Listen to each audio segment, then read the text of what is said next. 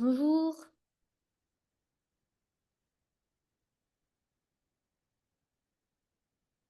Hello. Oh gosh. Hello. Yeah. Let's. You know, I'm scared because I've done like a mask, but like it's just terrible. A bit redness Hi, here. hi. Hello. Like, yeah, but that's fine. With time, that's gonna change. Anyway, Magali, that's cool. On peut parler en français. Ouais. I can also speak French. No. I can only speak a bit like this. I can only say ça va and also ça va bien. So good No. start. What's your favorite word? Oh, I cannot say my favorite word here. So then teach me really terrible words in French. No, it's a lie. All right. So I will just put a message. Oh my God, I'm like a tomato today. Tomatoes, literally.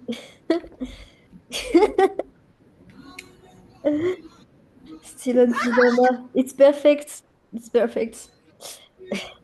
You can shop in pyjama. No worries.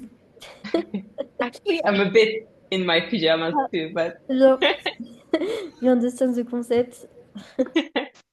Yeah. Tan lindas, gracias. Pero no esta vez, ya. Ah, Voy a estar cuando ah. solo sean los Oh no. pantalones. No Spanish there. Sorry, Spanish, sorry, French. sorry. It's I- Magali. I'm just going to say, like, yeah, I will be with camera on just when I have only pajamas in the top down. Okay. Okay, That's let's not going to not happen turn. today. Okay, let's not turn camera on then. Alright, just let me put a message. Recap run. Tuk. My daily life is to host a session, but like I, it's been a while in fact now. Like What? since a month, like I didn't host bootcamp. Oh, It was my daily life perfect before. then.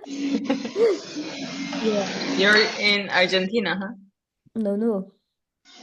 I live in Argentina. Yes. Okay. Yes, I am. Magali too. Ooh, Yes. perfect then. Are you going to the Little hub Dev tree today? pack. Am I going where? To the hub? Yes, but today no. But I Ah, moved very close to the hub, so now I can go every day, okay. aprovechando. Oh, wait, probably we are just like I'm moving. No, I don't know. I'm leaving at 5 minutes from the hub because I'm just like Oh, really? leaving. Yeah, Where? so that's why. Yeah, we live pretty close then. Okay. Put look. Doo-doo-doo. Uh, yes. So we're gonna wait like I don't Three know. more minutes. Yeah, exactly. Let's wait together. Yeah, and Milika come too. Because no, see you. Do you have your mask today? My mask? Did you talk with me? No. Oh, Rocio. okay. Like Rocio has a special mask and she puts it specially um to represent privacy. Talk. I think I have like probably it's Magali. I have like an echo. Ah, Oh, really? yeah. Ah, A little sorry. bit. I think Wait, No I or problem. will. music. I don't know if you are playing music. Where are you coming from? Just put your flag on Flag. the chat to start. I Like, saw people from Turkey, so that's good. oh, nice. Yeah. On my side, you can guess easily. Yeah, with the accent. Yeah. Yeah, I have a good accent. Philippines, Spain, India, Mexico, Bolivia, oh, Morocco. Nice. We have a lot of participants all around the world. Yes, literally every time is the case. And I think even people from Australia, New Zealand too are there. So But isn't it night right now in or the no, morning? I yeah, don't know. like Yeah? 10 p.m. maybe, something like this. Hey, Devisha. Yeah. Oh, I say Devisha because it's like my French accent, but I have like Deviche. I don't know how we say it. Ceviche? No, Devisha. Devisha. We say like this, right? I don't think so, but okay. Devisha, could you hear us? Oh, oh, you're talking of, hey, hi, guys, how are you? Yeah, Good. like I was trying to say your name. Oh, I thought you were talking about some concept, some derivatives or something. My bad. It Ricardo! is because of Solen's accent, right? Like she couldn't say your name. Yeah, but you were Ricardo! doing almost right. It's Divisha. Ah, but it's perfect. It's what I said. Yeah. Mhm. Yeah, Yes, yeah. yes. It was. Yes. Caro, Caro! Coucou! Hello, Working hard. everyone. Hello. Happy to be here. Oh, Hi. hello. Yes. So Milika is coming, and then I will just make a quick intro before starting. Um, all right. So we are 1 hour late. Um, We uh, needed to postpone this 1 hour. yeah, yeah. Milika probably will explain why. I don't know. But Oh, it is because ZK Verify is going on mainnet and she needed to deal with the documentation and everything. This is why. yeah, so let's go. Yeah, so that's great. First of all, like we got many application, like 180, and we stopped like 1 week before the Deadline, yeah. deadline. Yes, because we can't accept more great application, like a lot of great one. So we wanted to have like a specific small group because like it's a really technical topic and so I really feel it's gonna be better like this and so yeah, congratulations for being here. Literally that's so great.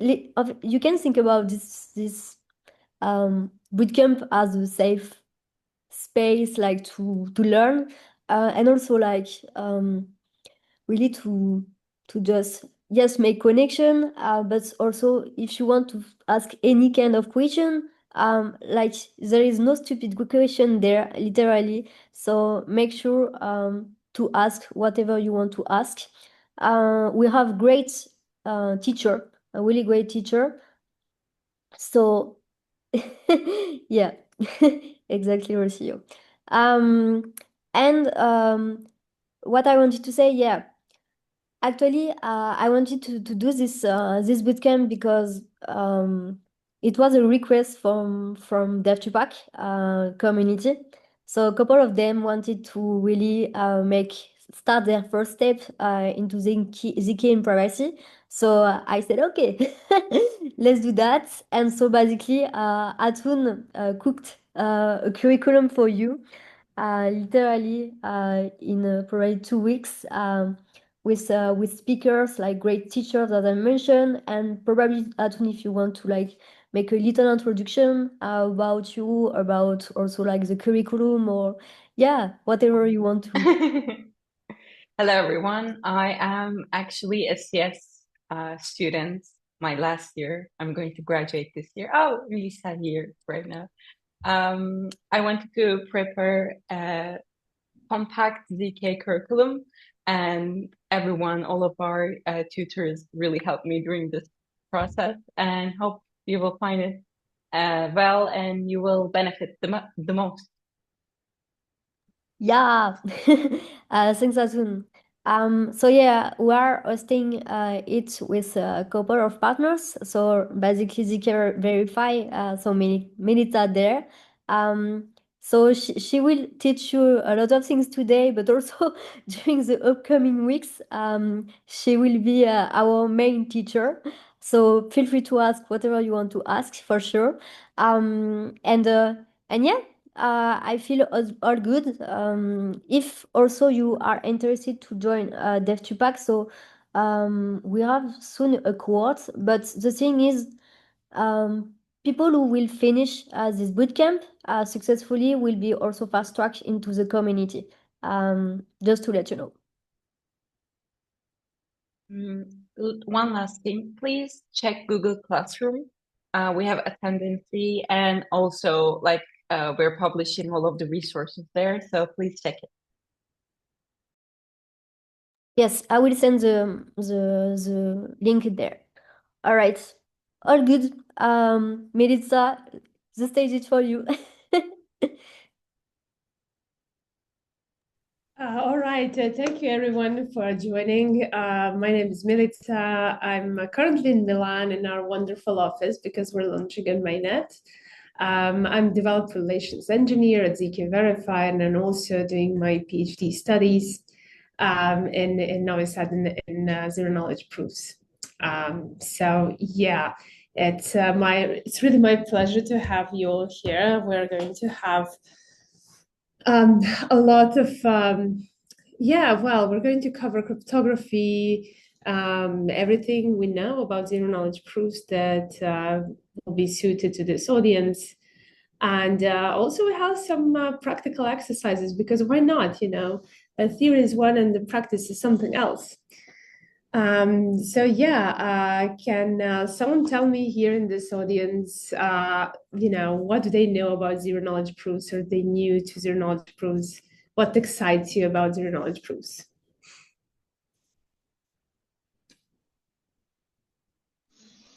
I think for me, what excites me about zero knowledge proof is like the math behind and how it works and how you can actually like prove something without knowing actually the parameters of it. So yeah, understanding that and how to use it, like the use cases. All right, someone else? Hey, I'd hi, like to go Milka. ahead. Sorry. Yeah, you go ahead, Almas. Go next. Yeah, thanks. Hey, hi, Milka. Hi, everybody. Excited? Yes. Zero knowledge. It's been, we can say, this year I happened to visit Jugrama and there I happened to meet again Arman from ZK Verify. So ZK filled me all about what ZK and privacy is all about. And from that onwards, I cannot, you can say, push away neither ZK, neither privacy from my mind. So I happen to, you can say, did some collaborative work with GK Monk, some marketing stuff out there. So I'm quite, you can say, interested to know more about the domain. Yes, the math is complicated. Obviously, Arman did took some sessions on GK Start and Snarks and all. For me, it was like chords and tangent. Frankly speaking, I didn't get that math very well. But yeah, later on, I did found your, you can say, one YouTube video which you posted out. That field quite an easy peasy thing, and then that again you can say inspired me to push again to, you can say, have or get on this bandwagon for ZK and privacy. So yeah, privacy for me is like inner peace, like yeah, and then you can say an opponent of that. And yes, that's why I'm here in this boot camp to explore that. I'm well versed with the knowledge and the doings and the process. So yeah, looking forward to all these cohorts and sessions and to our discussions, and of course for the building aspect of it. Cannot, you can say, remove the building aspect of it. Only learning. It's not a great use case until you apply those in real life or real life scenario. Yeah. Bravo. Yeah. Hi everyone. For me, basically, I've been a believer in privacy and as well as in the zero knowledge. I got introduced to zero knowledge way back, I think 3 years back, thanks to Starknet, and then the journey. The more I learned about it, I'm still learning to be honest. But the thing with zero knowledge and privacy is we live in an age where AI is taking over everything, right? And we don't realize it. We are in AI is basically invading our privacy to next level. Every other day, there are some tools which are coming, and that's what is very scary to me. And that's why I feel privacy, and especially through using zero knowledge, will be the game changer because that's the need of the hour. And I think that's why I want to keep learning more and use this knowledge to build projects where like I'm building in the gaming side as well as other thing and future applications. So thanks again to Soline and Atun and all the Dev3 Pack team. And I can see a lot of familiar faces, and honestly, I feel like I'm home. So thank you all, beautiful people. Thank you for the opportunity.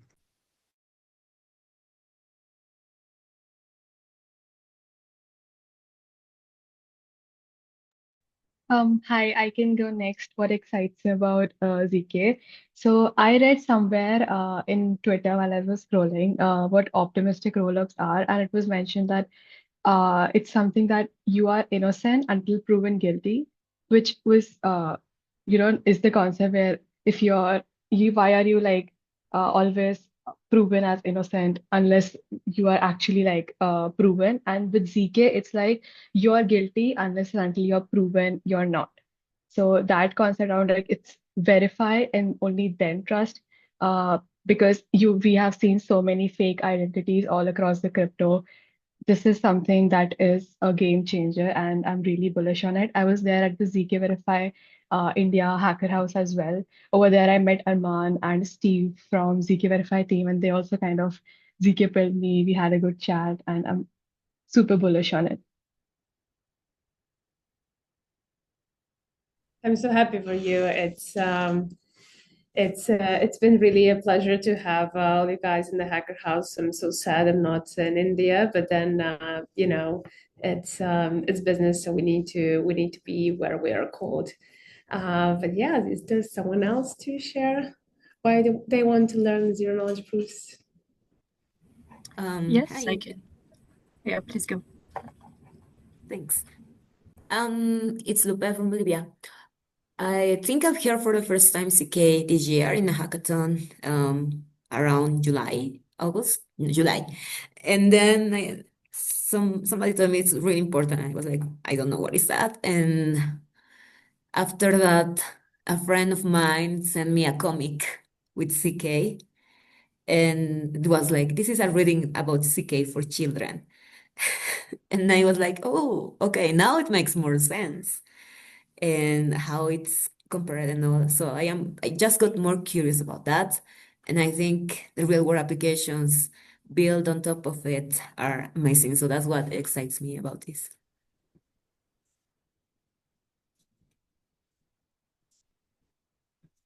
Super cool. Carolina wanted to say something. Yes, hello everyone.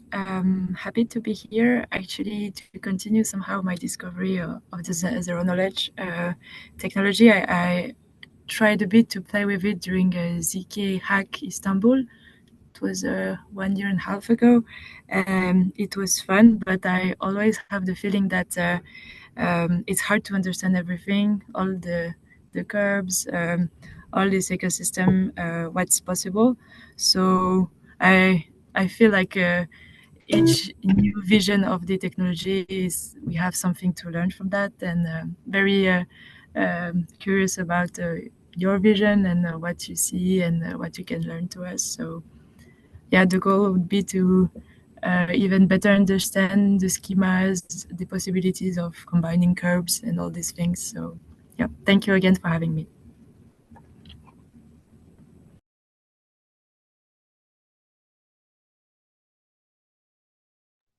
Great, thank you, Carolina. Yeah, I see, a lot of cases here for privacy, and people are very curious about maths and ZK and everything that we're offering here to you to learn. So that's really great, and I'm so happy that like a couple of members here have heard about ZK through the company I work for here at ZK Verify. So that's really awesome. All right. If yeah, we have some questions. Let's see. Okay, yeah, I just saw it. Yeah, we're all excited about the application of ZKPs in the real world use cases. That's why we are here, because we don't want to leave it up to theory, but we actually want to make it a real life application.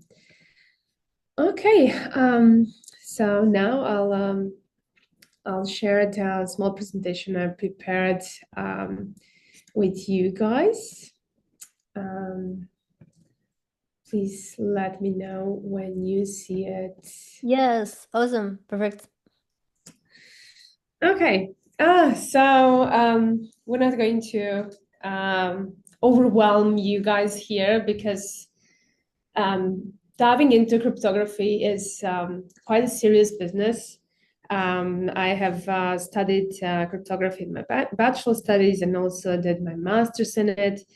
Now I'm doing my PhD, specialized in zero knowledge proofs. That means that it's focused a lot on cryptography, right? Because cryptography is the basis for zero knowledge proofs. And to be someone who is working on ciphers, I did it in the military like a couple of years ago, and it's quite exciting, but it's quite also it's a quite responsible job, because you always need to be on the tip of your toes regarding maths and the dual vulnerabilities that we are going to show here. So yeah, let's start, guys. So yeah, what is cryptography, right? So, like I've heard like a couple of you have, stated privacy as a case for doing cryptography at all. And it has been like that for, well, since we exist as human beings. People wanted to, have some secrets, or they didn't want to publish everything about them. They wanted to communicate secretly with their families that are maybe in another village. And that's how it started. So people tried to make the information obscure to everyone else, so that the end recipient can read it. And as what's the most of the technology that we see as the advanced ones, it started with the military application, with wars. And some of the earliest ciphers we know are Caesar's cipher, because he wanted to communicate secretly with his generals that were on the other side, let's say, of the country of the Roman Empire. You see, it's like I'm talking about Caesar's cipher while being here in Italy, which was once the Roman Empire. So like nothing is a coincidence, right? So that's super cool, right? So yeah, it's people wanted to retain confidentiality, the integrity of the message, because like if we do not have the message properly delivered, then maybe that message is not useful to the end recipient at all.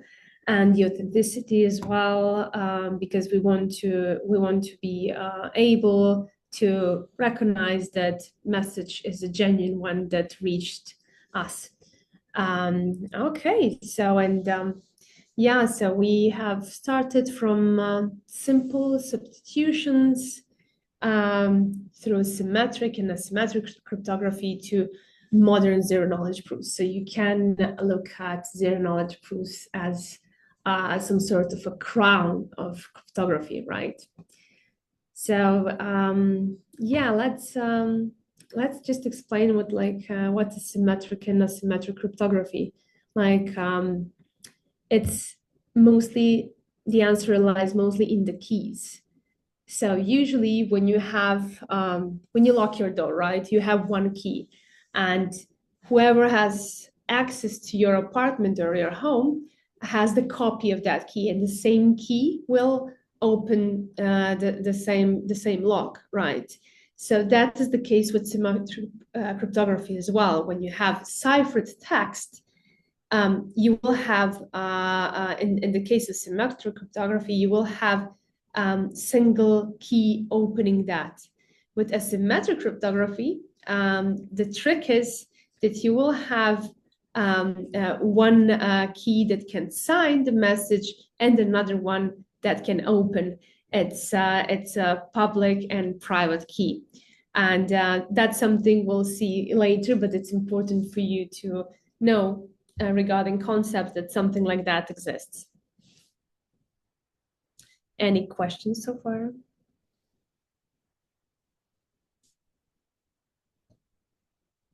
Okay.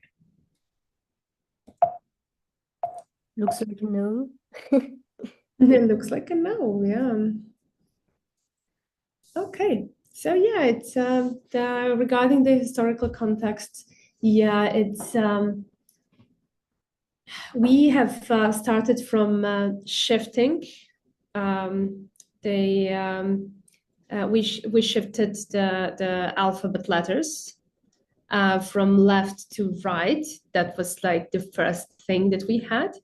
Then we had because that was easily breakable, right? Especially if you know that people are just shifting A to C or B to D, you will easily catch that, and like you will be able to eavesdrop or even change the message.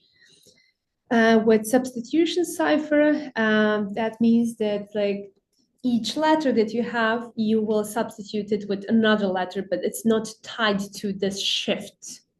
Okay, so for example, you can assign A to be Q or B to be, let's say, J. It doesn't mean anything when you look at it. Like you will have two rows, like from A to Z, and then like unique letters assigned to all of them. But they are not in the alphabet order. With Caesar cipher and any shifting ciphers, you will have it in the exact order.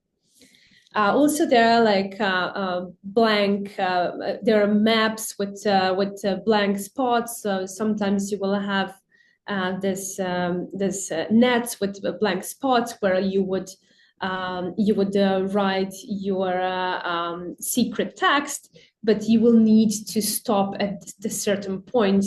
And if you do not have that map with, let's say, blank or black quadrants, you will not be able to decode it.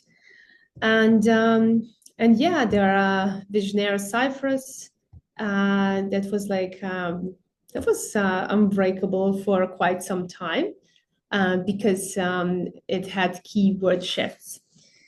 And we'll see all of that because we're going to show it live, how it looks like and how it works. So you will have the practical example as well. So yeah, how does it look like? So for example, hello here will be, if we do shift by 3, that's usually the Caesar cipher example uses 3, you will retain the same length of the plain text. And you see that we have double L, and then it repeats with the double O. So you will retain the frequency. And attackers are using frequency analysis, and they can easily break apart. What does that mean, like frequency analysis? It means that for every language, you have the frequency of letter that is being shown in text. So let's say if your ciphertext is 1,000 words long, you will be able to do frequency analysis and showing that, let's say, one letter is the most frequent one. Usually you can map it to A. If it's like Q, you can map it to A, and you will see like all of these frequencies would be easily comparable with if you're using English language, it will be comparable, and you would be able to replace them, and you can try it in the sequences. And once you have something that looks understandable to you, you are in a good spot, right? So let's try one of those examples. Let me just see. Okay. So I don't know, do you still see my screen with the crypti? Yes. Okay. I will send a message in Zoom. Okay, I'm sending one in chat. Which one are we looking at? So this is alphabet. Back in Caesar's time, they did not have J, so they mapped J to I. But like it was not at that point. But now that you have it, you will just do the same shift. So what was the example, right? The example was hello, and we can see, yeah, it's this one. So how does it work? Like, so we usually, cryptographers, when they were calculating, they would write down alphabet like this, and this is what it would end up like. So then D is like A. Once you see the A in the beginning, it becomes D. So let's try, for example, like, and N. What would it be? Does someone know? Q. Exactly. So let's try with, let's say, Anna. Right? A became D, N became Q, and A again became D. So it retained the looks, and if we start changing the shift, it will just move to another direction, but you will see that it will retain the same frequency, right? It would look like it. Yeah. Okay. So next thing, let's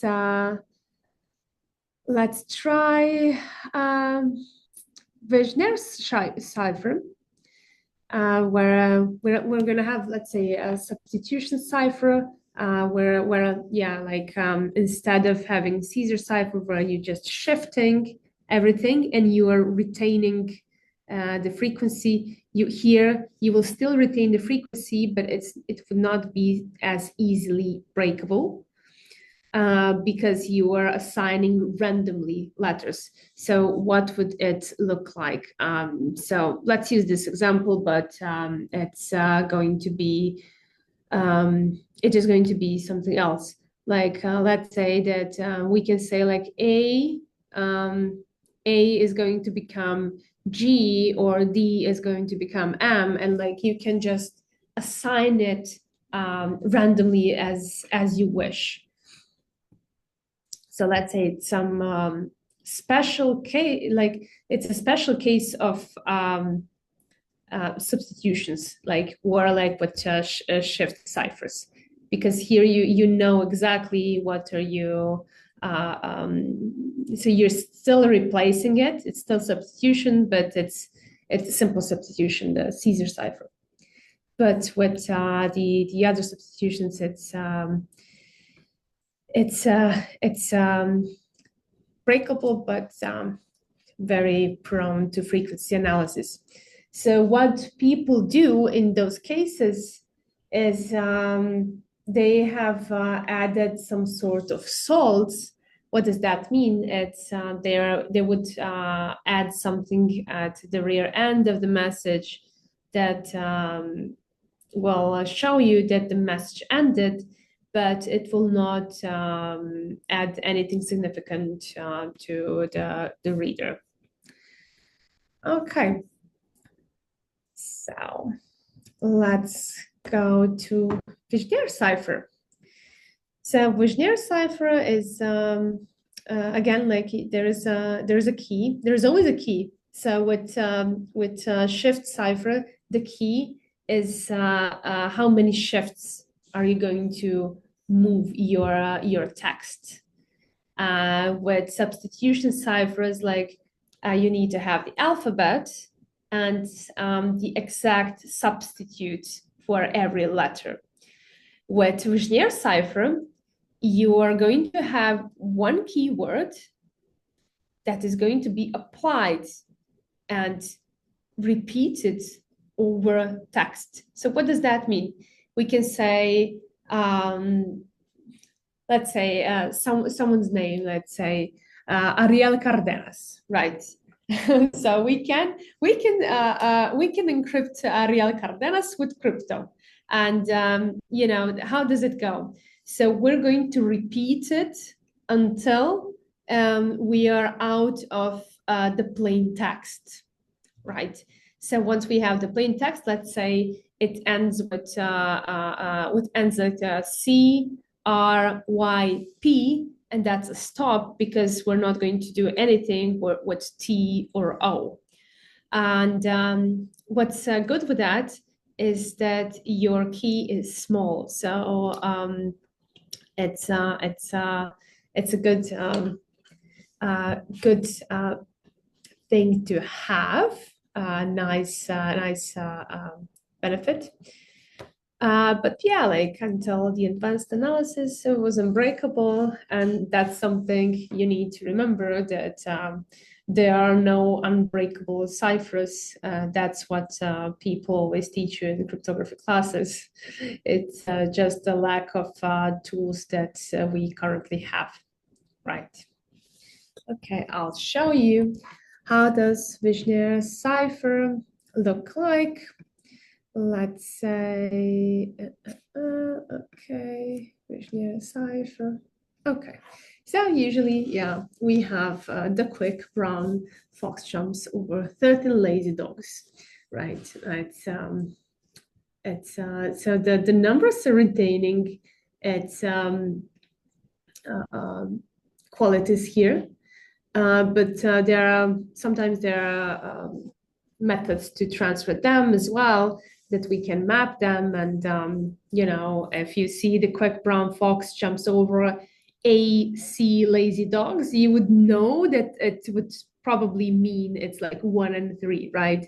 That's how we're going to map it.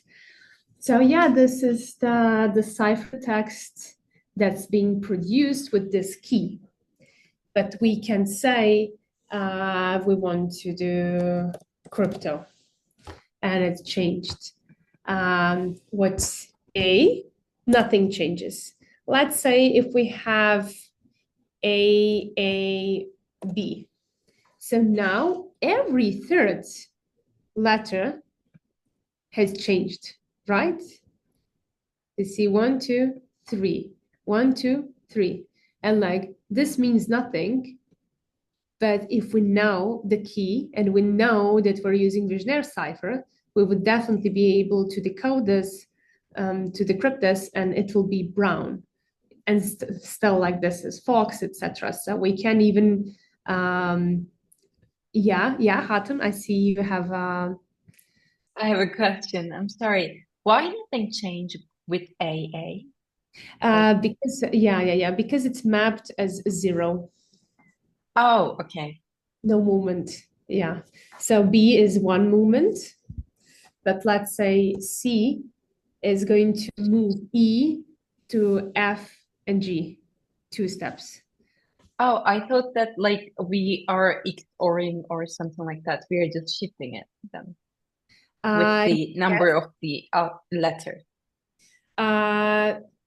In the end, yes, because what's going on here? You say like AAC, and how are you going to encrypt that? You're going to put your plain text, and over your plain text, you're going to let's say it's crypto. You're going to this is how it goes. Like you write your plain text, and then on top of that, you're going to take crypto, your key, and repeat it. Crypto, crypto, crypto, crypto, crypto. When you have spaces, you do not use it. You just skip it. And then you're going to add. You're going to add C to the T. So this crypto C, you're going to add to the T. R to H. But if you shift everything, you will just end up like you can make an implementation of Schneer cipher with A being 1, and you will just have another shift that will point to, because it's a modulus, you will just have another shift that will point back to A. But I see. it will not move anywhere. Like you need in this alphabet, you need one that will not move anywhere. Like let's say A moves to one places, but when you come here, this will then need to move back. Yeah, we can make an exercise out of this. So yeah, like Hatton and Selene told you guys to bring pen and paper. So let's try this. It's a great example. So first of all, you would need to know the values, right? So you need to know like you write values on top of your alphabet. 0, 1, 3, 4, 0, 1, 2, 3, 4, etc. So that A is 0 and D is 3. Let's try it. Let's first map alphabet, like put alphabet, and underneath it you can put 0, 1, 3, 0, 1, 2, 3. I don't know what I'm eating to. Maybe because I'm living in a binary system. I don't know.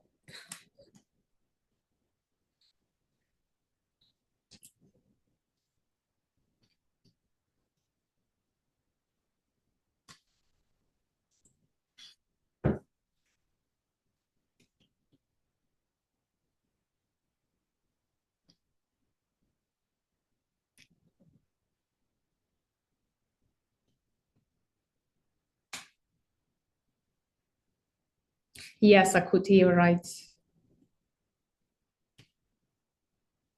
Yes, we're shifting the whole text. O's.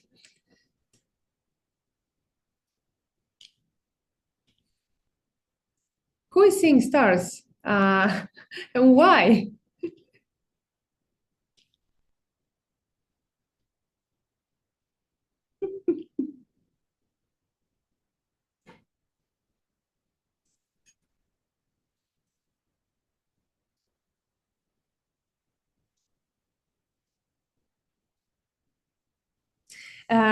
So for now, we will use the, you can just write your alphabet, and on top of the alphabet or underneath it, you can write numbers. So that's the first step you need to have in order to be able to work on any plain text. Okay. Please let me know when others are done too.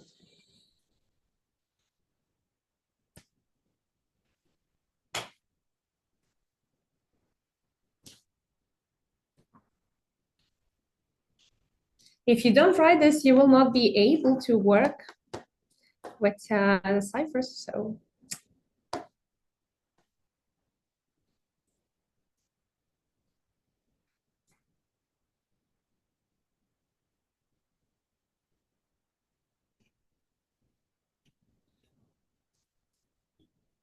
Is there someone who did not do it yet?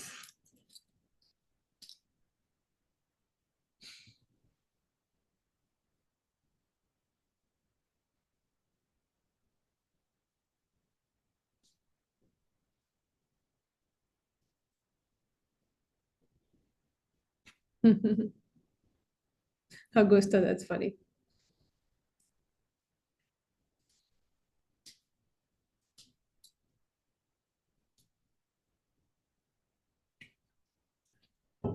Guys, do you see Augusto's message? So Augusto has ciphertext who gets to repeat itself within thrices. Why is that happening? Because he took three consecutive, like next to each other letters in the opposite direction. So let's say it's 3, 2, 1, and when it is adding to 1, 2, 3, it ends all fours. So that's what's happening.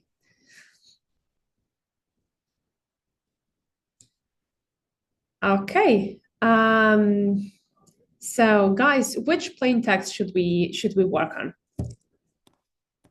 Hatun, what do you want? That's repack. Yeah, maybe. Yes, let's go for it. Yeah. Okay. I will give you the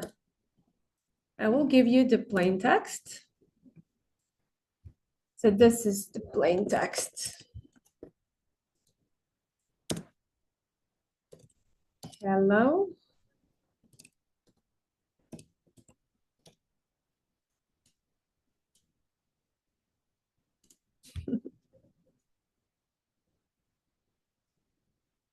What are we going to do? So the key, what will be the key?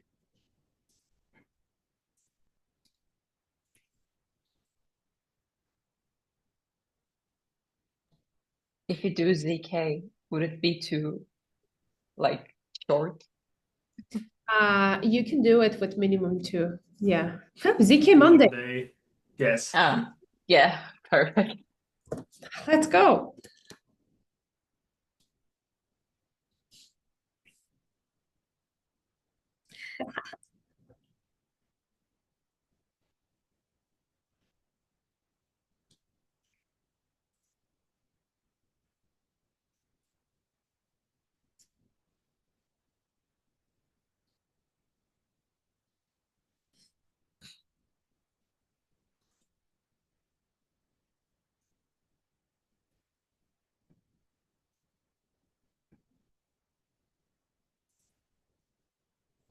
I'll ask you to show your papers.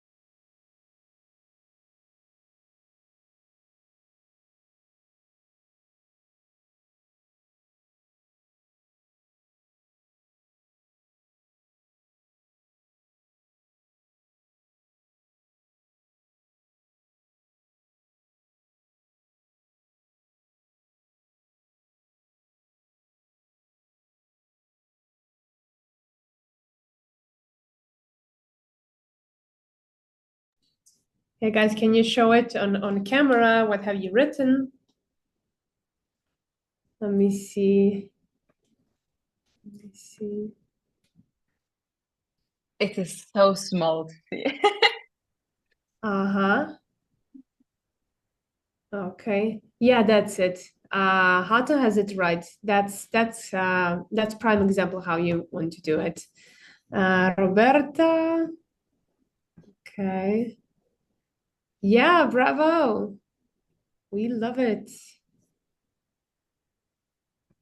Who else wants to show us?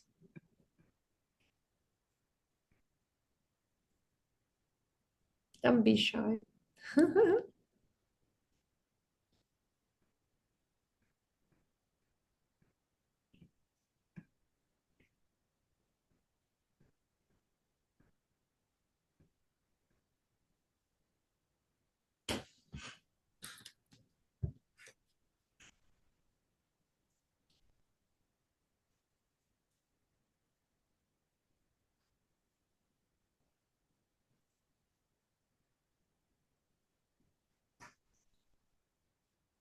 Oh yeah, you can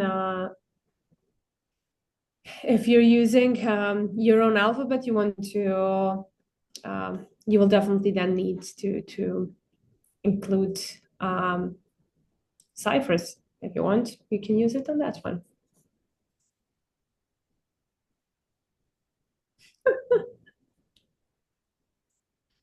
Yeah.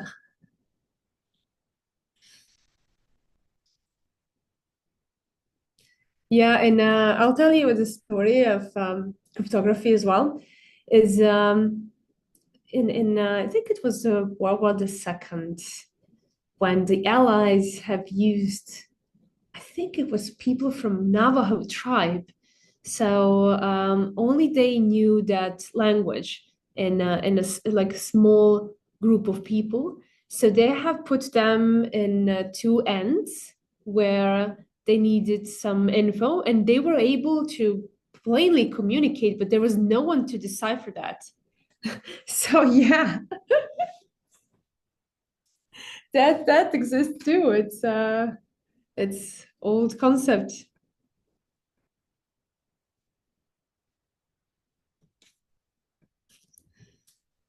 Okay. Someone else to show their ciphers? Or are you guys still writing it?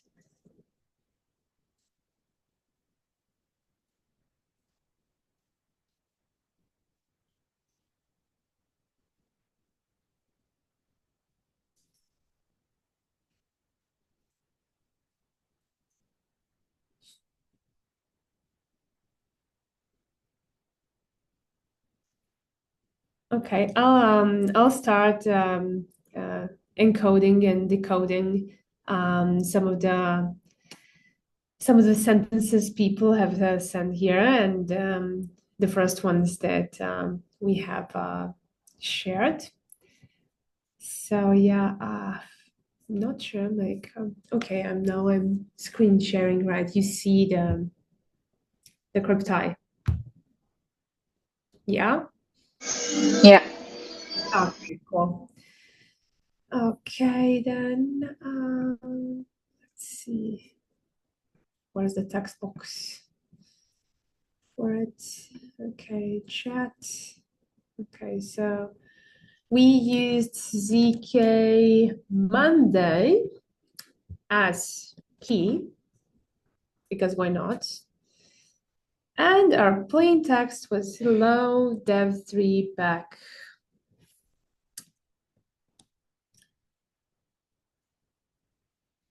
And you see the key mode is repeat, so it's over the plain text. It repeats and it adds on and it shifts the output text to this one. So all the people who got this, all right, congrats to you guys. Rocio had some special message. We can encrypt that one and try it out. instead. Yeah, let me see.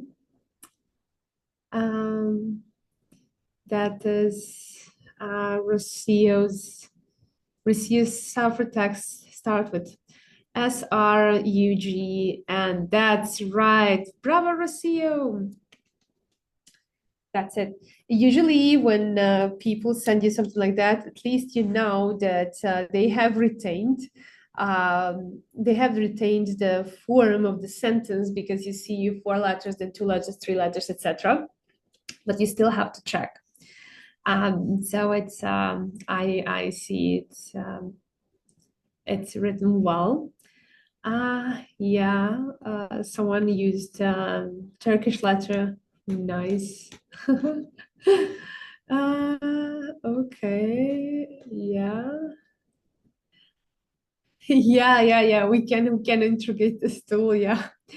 It's we can have our own kind of language. So it's it doesn't have to in this place, like we can have we can maintain case or ignore case. So it's up to you guys. For me, my personal choice is to omit the case if I can, because it will show something. So you would see here, and you would know it's some sort of name or something like that, and you know it's 6 letters, and you know it says something. So this could be I don't know, Monaco, Milano, Milica, something like that, and you would definitely know, like, okay, it's either a toponym or a name. So it reveals something, so it's less secure in that way. Okay.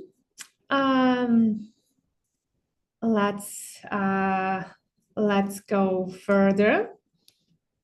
Now that we have resolved even Vigenère cipher.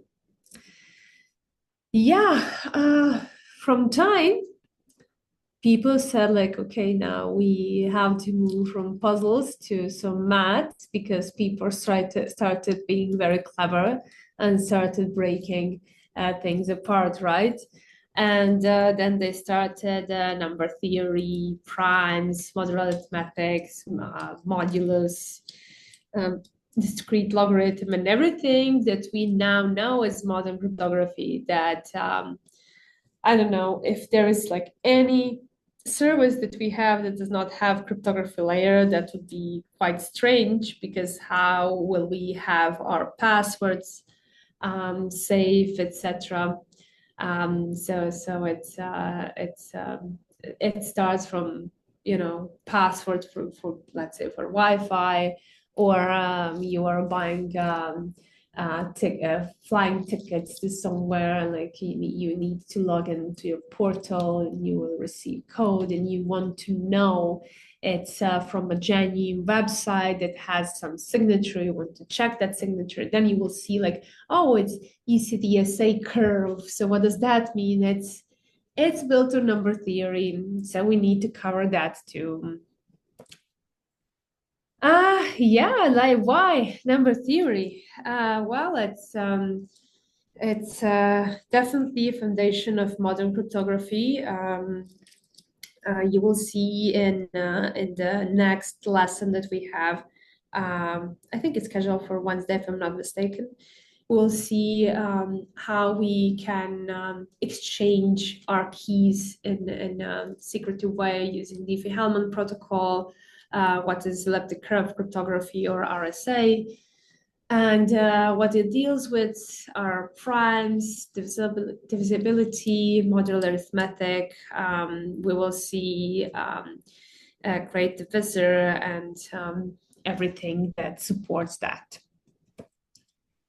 So who knows what are prime numbers and wants to talk?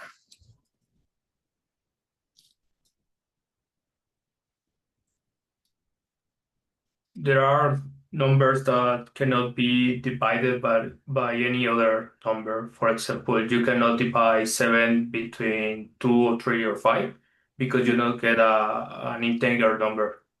And this is curious because, yes, only by one. And it's curious because at the first sight you can believe that it's kind of Fibonacci structure, but when you start to getting more numbers, you realize that it doesn't. Mm-hmm, mm-hmm, mm-hmm. A great answer. Thank you so much. So, like when you look at these numbers, um, you can say like, okay, like what happens if I multiply the two? You would say like, okay, 7 by 11 is 77, right? And if someone asks you, do you know like what two numbers or three numbers, if I multiply them, I will get 77, and you would say like, I think it's obvious, it's 7 times 11.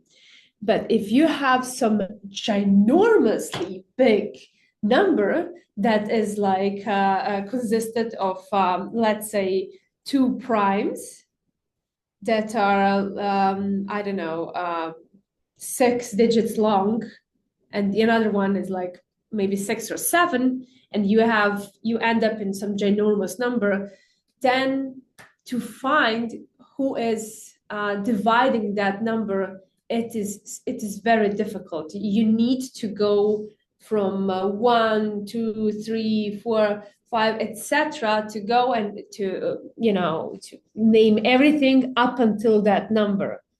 Okay, so that's really, really difficult to do.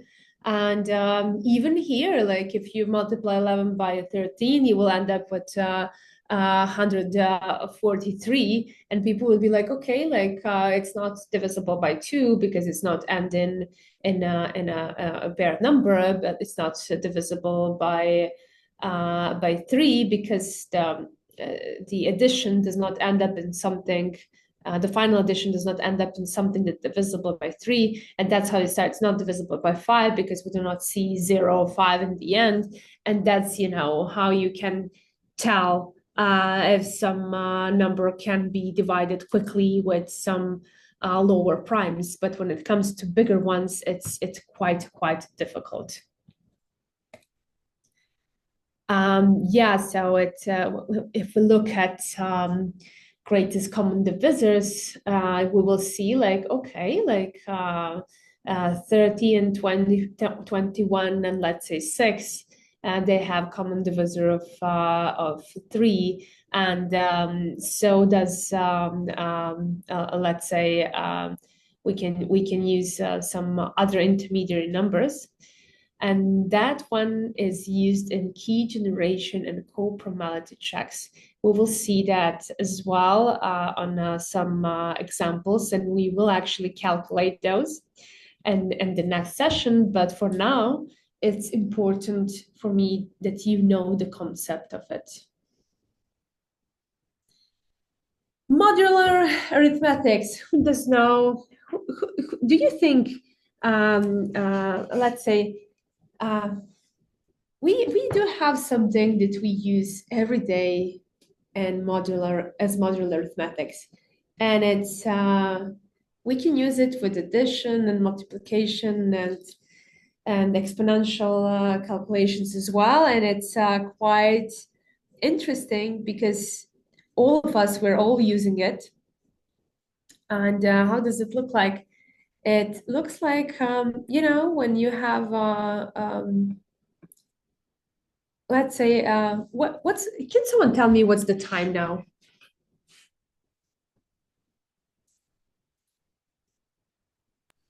Where I'm at is 1 But 1 a.m. or p.m.?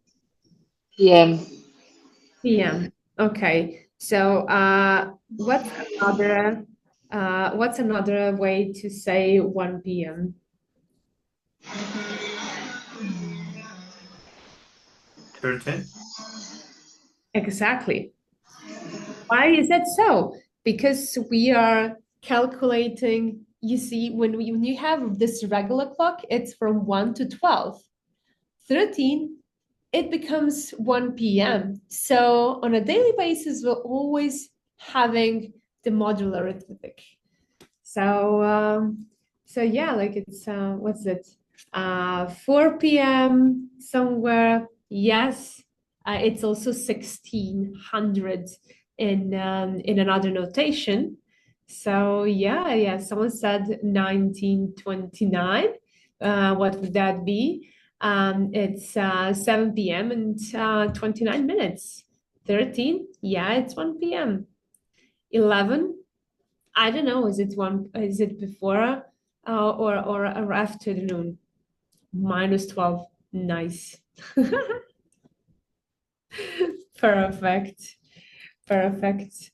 So yeah, this is modulus operation on addition, and you can do modulus operation also on multiplication and exponential functions. So yeah, any questions so far? We passed by of 1 hour mark.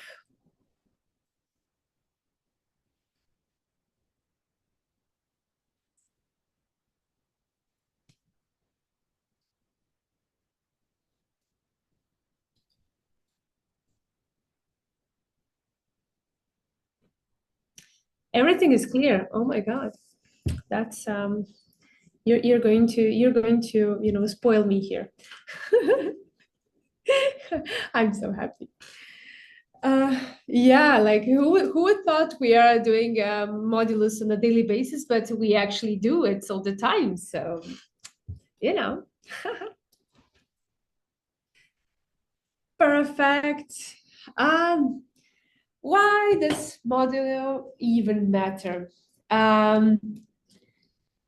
If we did not have modulus on a daily basis, even like day and night basis in our day, we will just start counting time in some very, very strange pattern where like in a couple of days, I can say like, oh, it's 134 hours here.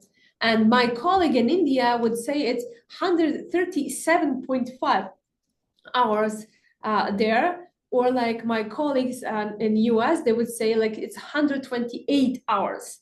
So like it's things are not simplified, right? So it's if we have modulus, we will stay within finite range. It's not going to burst out. So can you even imagine how would that strange be like if we have calculated the time, like all the hours from the beginning, or not even having months. Months is also a good example of modulus because there are 12 months in a year. So if we didn't have that, like why would you even have years? It would just start repeating, like it would be like 168 months or something like that. And the good example of doing modulus is when someone tells you like, my kid is, I don't know, 18 months old, and then they're just like counting like, okay, like it's a year and a half, because it's easier for me to, calculate in years than like months, or like, because I can end up saying like, oh, well, hello, I'm 360 months old, right? And like, why would someone calculate that? So like, I can give just information in years, and that would be much easier. Like someone can tell like, I'm 500 months old. Maybe we can have birthdays with that. Like, who knows? Like, why not? The more, the merrier.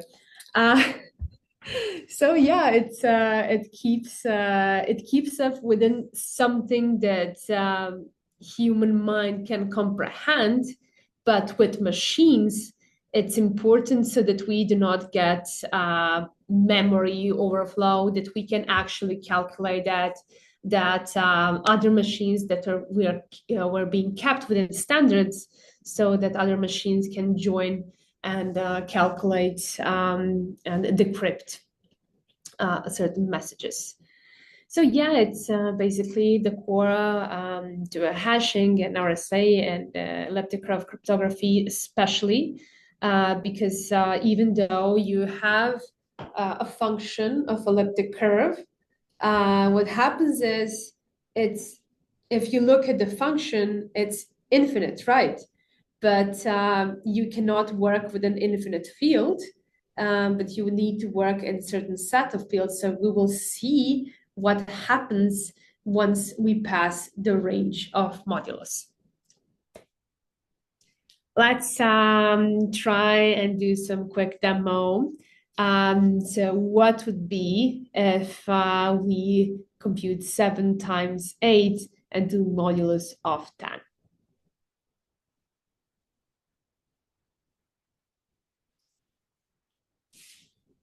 So I would just, yeah. 6. Yes, but why? 56. If we divide by 10, 5, and the rest is 6. Yes, exactly. Like the 18-month-old kid, it's like 1 year and 6 months. So if you want to calculate the rest of the months, you need to use the year divisor. So yeah, that's the right answer. Modulus is used to cut off certain values. So in this case, 7 times 8 is 56, but because we have the modulus 10, anything above 10, it's going to be swept over, including 10. That would be 0. So yeah, the answer is 6. Bravo, Magali. What about the other one? Does someone else want to take the challenge? Yeah, it's 1. The final answer. Why do you think it's 1? It's 3 multiplied 4 times, that is 81. 81 divided by 5, it's 16. 16, and again it's remainder to 1, so that's the reason it's 1. Or that's the calculation, I think. Bravo! That repack has only picked the smart people, and we love it. Let's try next exercise. Let's try with Caesar cipher. So anyone who wrote their alphabet adjourned with numbers, they will be able to decipher it, and I will give you this one. I will just write it. The messages. Chat. This one.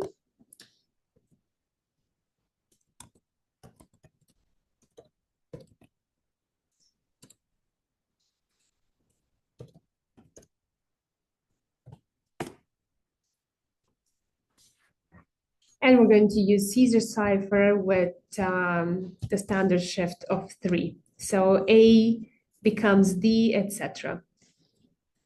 What can you do to make substitution faster is to write your alphabet and then underneath the alphabet that starts with D and ends with C.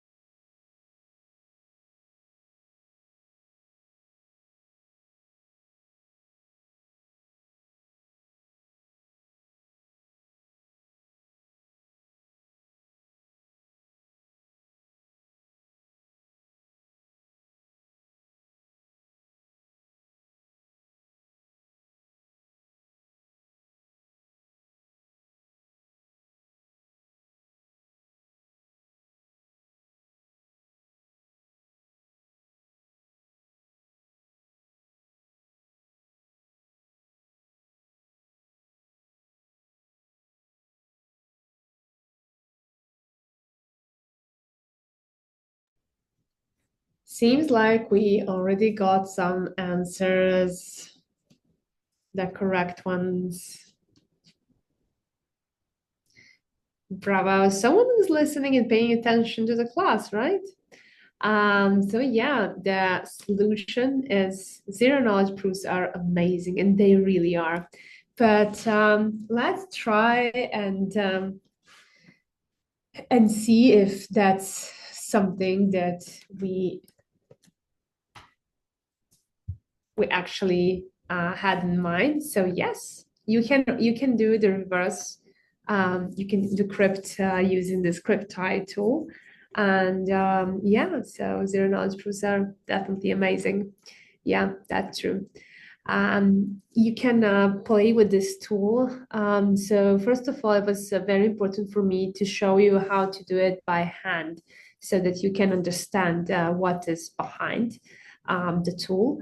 But instead of Caesar cipher, you can use all the other ones. Yeah, you can use the Polybius square, you know, all these kinds of encryption methods. But yeah, it was like you can even use the Enigma machine that was like unbreakable at the time that was used in World War II, and see how it works. But yeah, like, you know, try it out because why not? You already have it, so you know, if you want to, you can try using your name or something and see the different results through it. All right.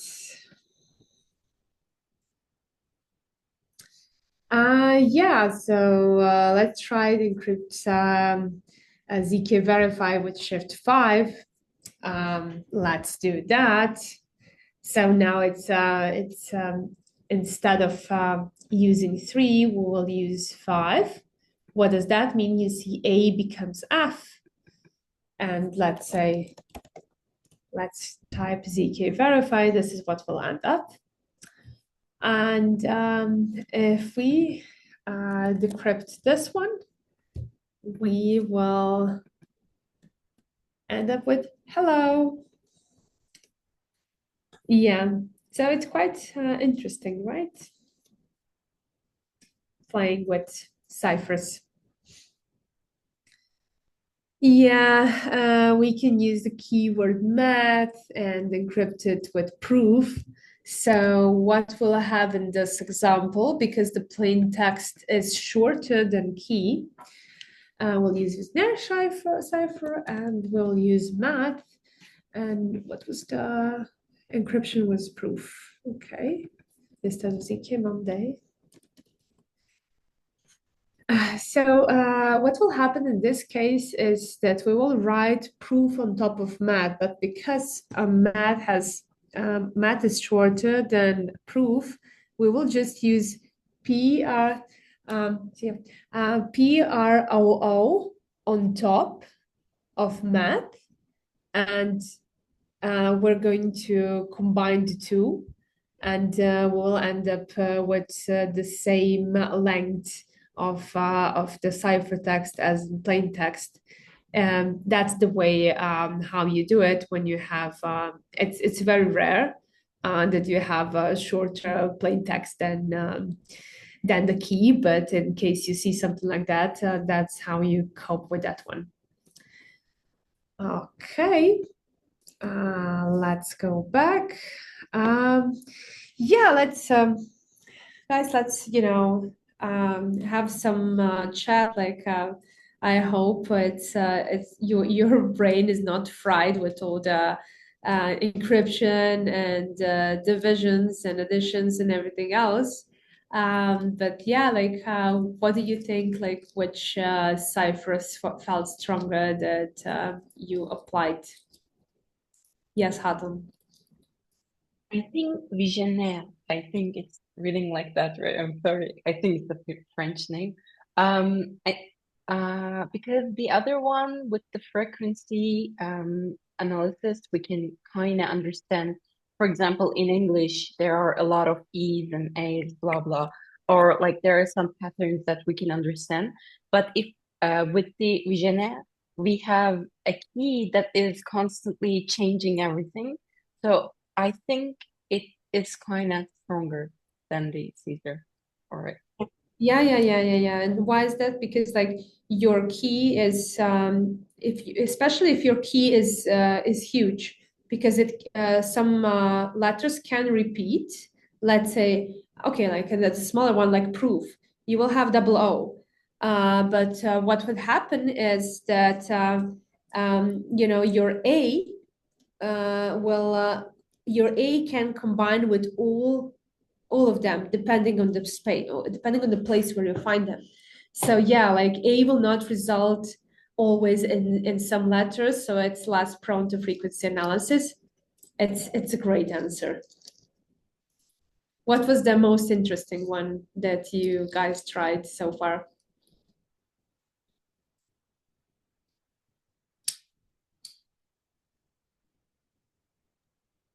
So this I was not aware.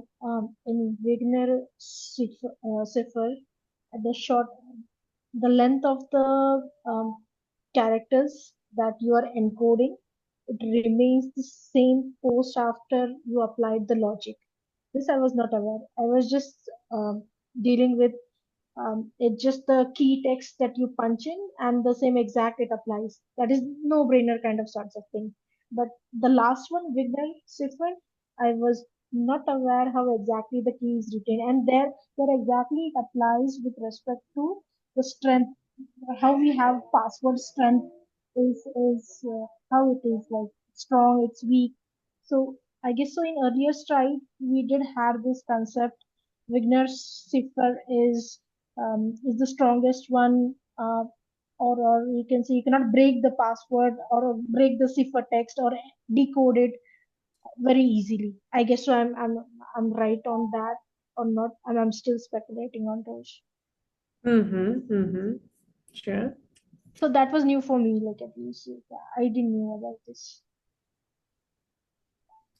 Good, really good reasoning, really good reasoning. I love it. Yeah, it's when you're doing shift, you are perfectly preserving the frequency. The same things go with substitution, but with substitution, you need to map, you need to find every letter to map it. For example, if you're doing frequency analysis of shift cipher, you can just find let's say 2 or 3 most frequent letters, and you can try and shift everything else, and then you will have it quickly. But with substitution, you need to try and do the same frequency analysis until something looks familiar, some words. And but yeah, with Visionaire, the frequency analysis would not help in that manner, because like one letter is not always mapping to the same letter. It can map to something else.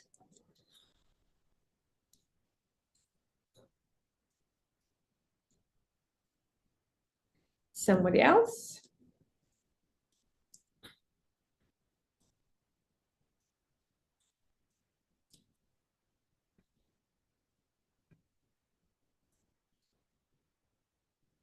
Where do you guys see the weaknesses of this?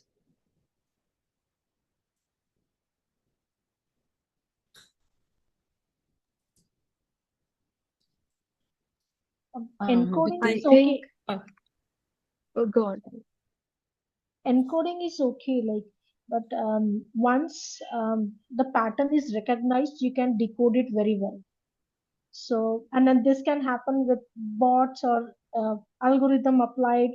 The once somebody or like typically in a hacking case, once the hacker understand the patterns, how exactly the encoding and decoding works, it is like they can decode it very well, or they can get the answer, they can get the password cracked or something like that.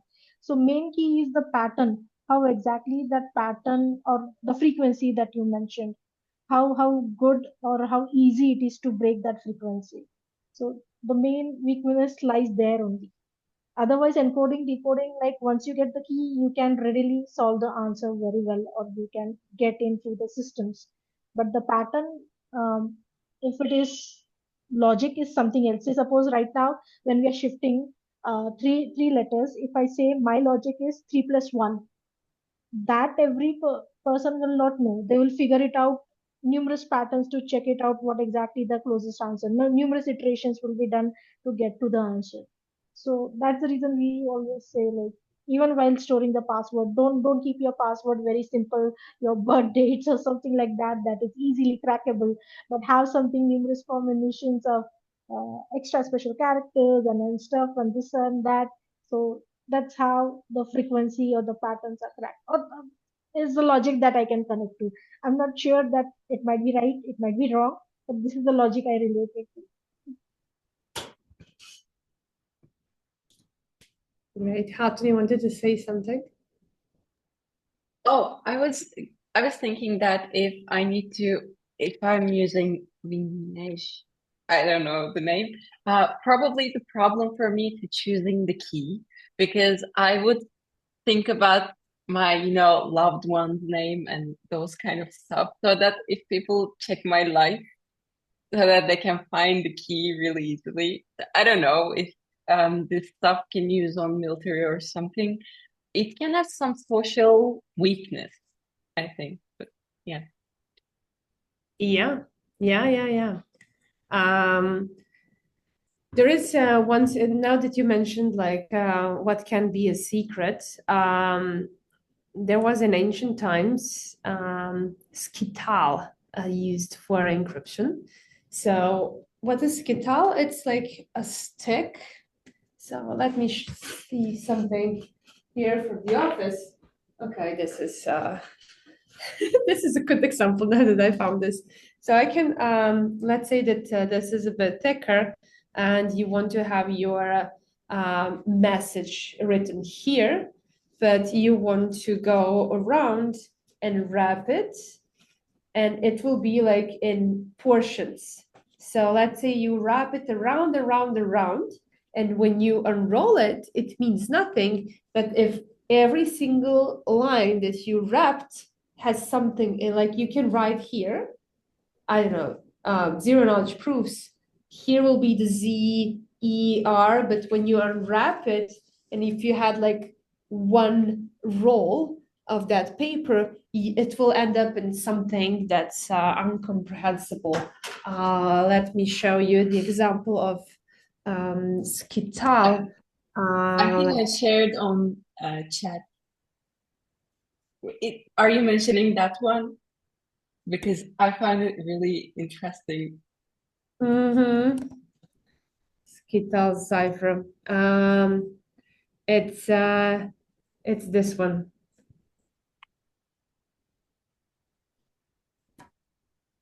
Oh, that's really cool. Right?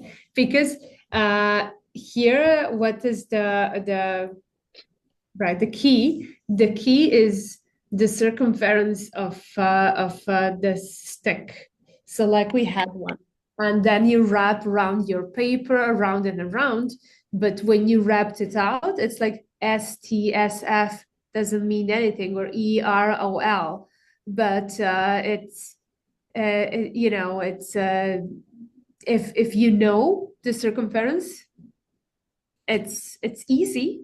But for anyone else, like they can just like try and, you know, because it cannot be like something that's infinite, right? It will not be practical to use.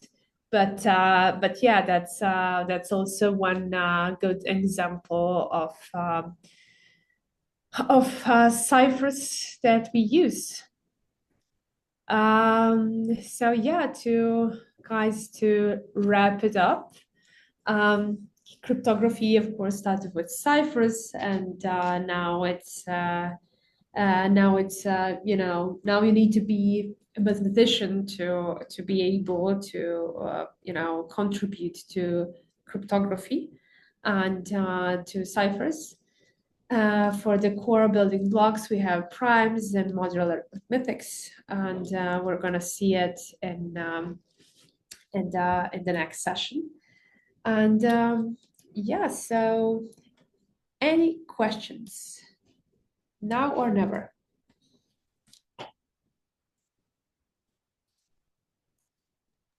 Actually, It was Melita, we really need to amazing. introspect. We need to Thank you introspect very more. much. Oh, That was very clear.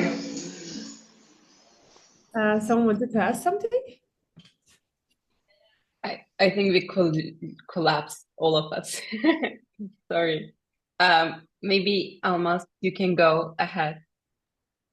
yeah, I just wanted to say it's a lot to study, like GCD, Modulo, the ciphertext, the Vigneri text. Like we need to try some numerous iterations and check for ourselves more.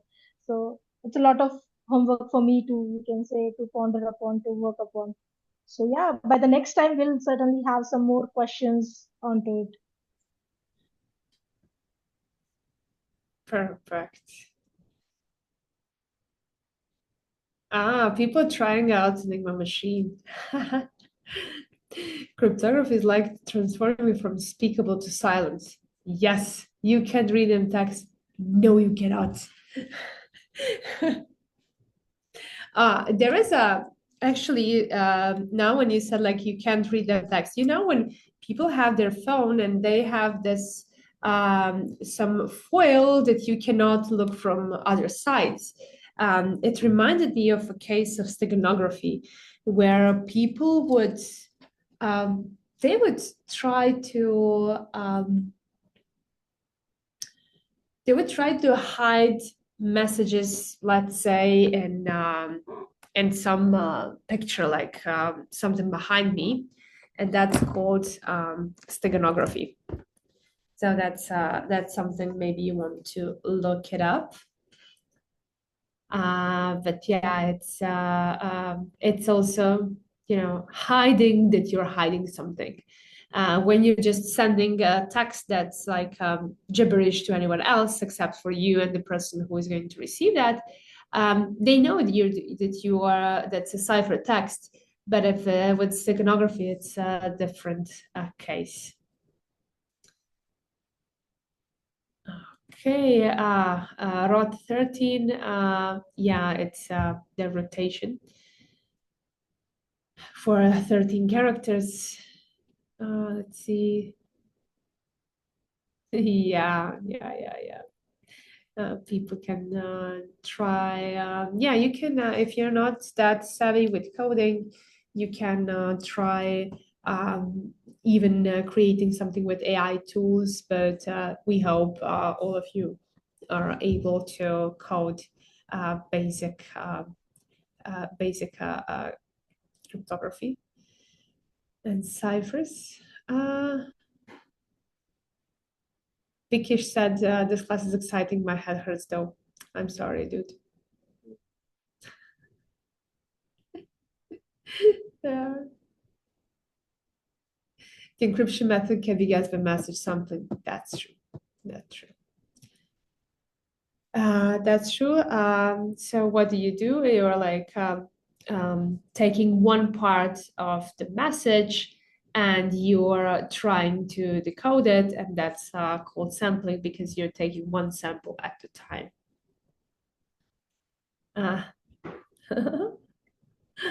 Oh my God. Yeah.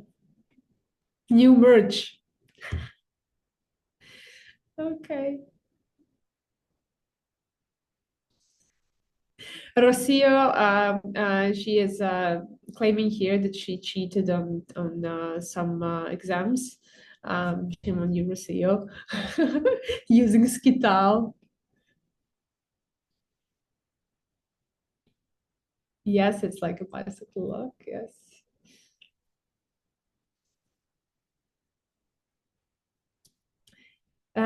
Someone else wants to add something, a question? Okay, there is Sunday Moses asks, will there be a time when the two cryptography methods are combined so as to solidify the encryption all the time. So, for example, you would have you can apply like a couple of methods, like you can apply shifting methods, and then on top of that, you can apply the visionary cipher. So, you know, to try and to increase the security, you can apply a table, a map of blank spots as well. So you can have, let's say, like my name is Milica, and then like one blank spot that adds with the key, but then another ones are not adding. The another ones are adding, but that one is just a blank one. So, you know, it kind of confused whoever is trying to eavesdrop on that. So yeah, like all the time, like cryptography methods are trying to be combined. Although you need to be very careful because sometimes you can retain the same vulnerabilities you had with the other cryptography methods. So maybe you will retain the frequency analysis or something else, and you will be prone to that kind of attack. But yeah, like you need to know you need to be good in statistics to be able to know how to combine the two methods.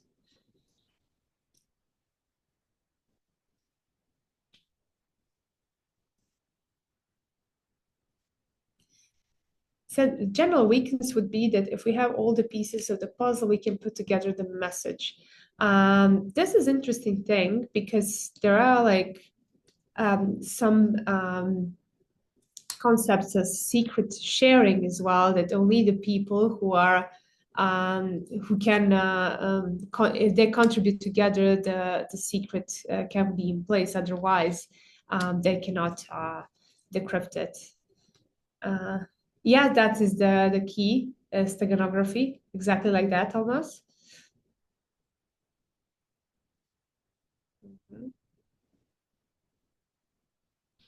Voynich manuscript.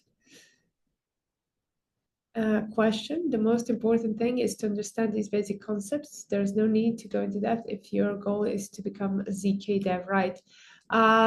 It's a good start to, you know, fall in love in cryptography, right? With cryptography. So it's a nice place because you will see how statistics work. You will see, you know, how cryptography is changing the input text.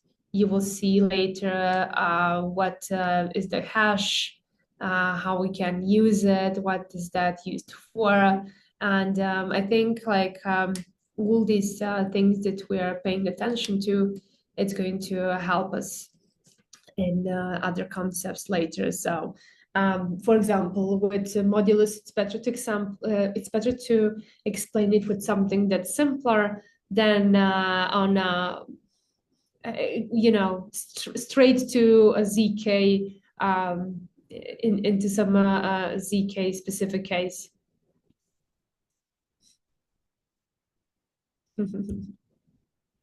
Thank you, Davisha. Thank you.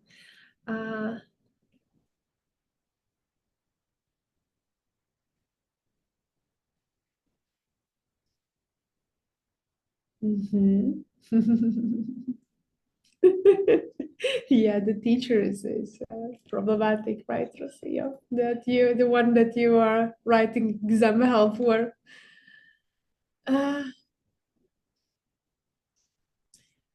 If we made the visionary key as long as the entire message never reused it, would that actually be unbreakable?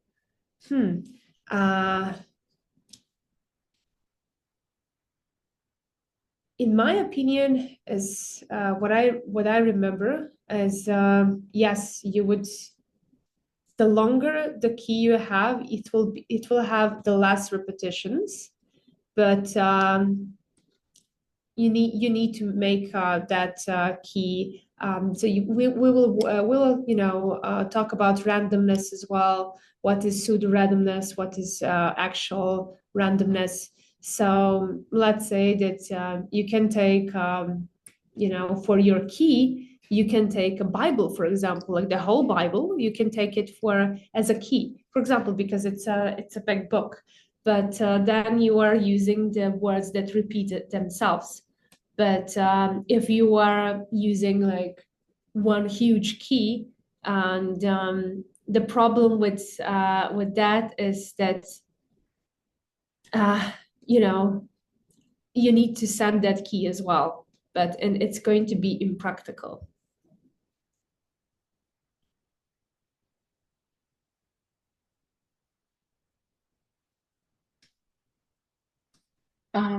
It kind of reminded me like one-time pad.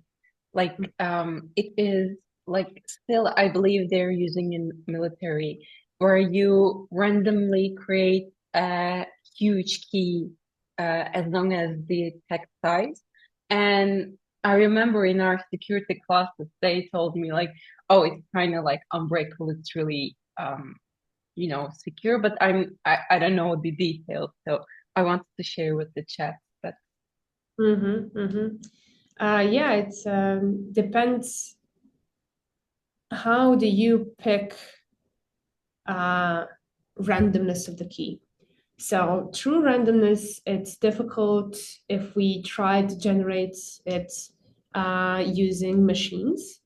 And so there are like rooms, let's say, where they are picking up on very, very random events, like slight changing in temperature of the room, or changing in light um, in the room, and this is how it goes. Some visitors, they want to see it, and like they are contributing to randomness. I don't know if you guys have ever used moving of your mouse to create something, some randomness, but that's how it is. So that is like true randomness can come from events that cannot be predicted as day and night, like falling in temperature versus rising in temperature.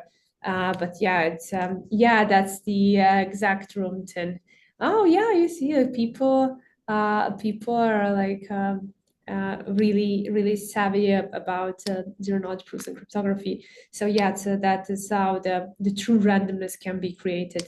Any kind of randomness that we create using our computers or any kind of other machines, they are producing randomness based on functions that are written by people who said like, okay, this can satisfy the randomness.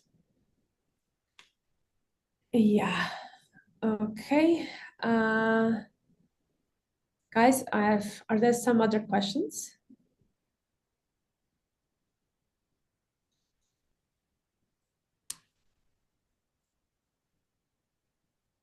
Looks okay. I don't know. Yeah. Nice.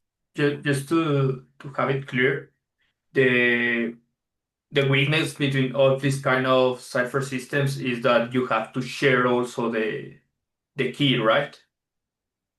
Yeah. That's a vulnerability. Yeah.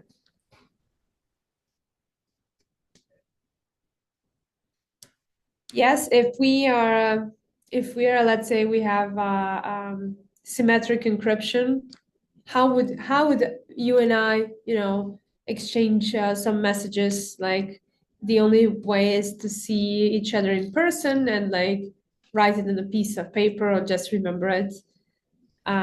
Especially if it's something like, say, like Wisner cipher that can be as long as the messages, and we're going to crypt it once and like throw it away. Yes, it's going to be like the probability of that being breakable is small, really, really like negligible. But yeah, like the problem is with the exchange of that keys. Encoding, decoding, and encryption. Decryption, yes, yeah, that's the same. Encoding, decoding, encryption. In our lingo, that's the same.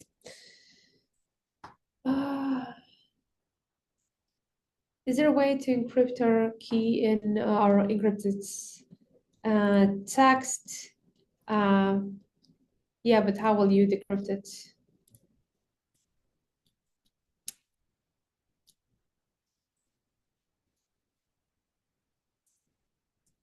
Oh.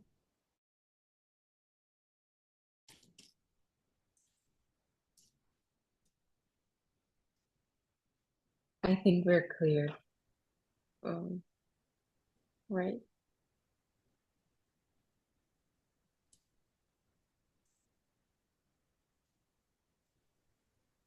It was really amazing session. Really, like literally it was 2 hours long, but I didn't even felt it. So it was amazing. I'm glad you guys liked it. I saw a couple of tweets.